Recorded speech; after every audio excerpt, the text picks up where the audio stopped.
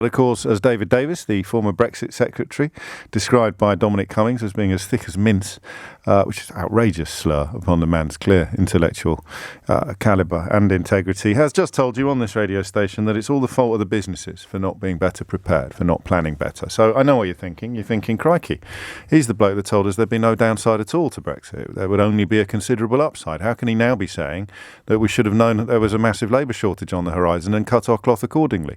It's a question you'd have to ask David Davis.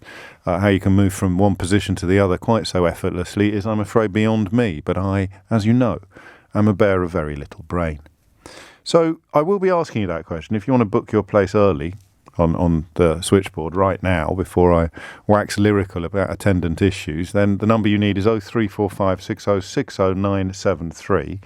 I want you to imagine David Davis was sitting here, and I just want you to address the suggestion that the reason why you're struggling to get staff is your fault. 0345 6060973. Former business secretary, I think, as well. So it's your fault you can't get staff. What would you like to say to David Davis? And possibly we could collect a few of your responses, whether they are warm and positive or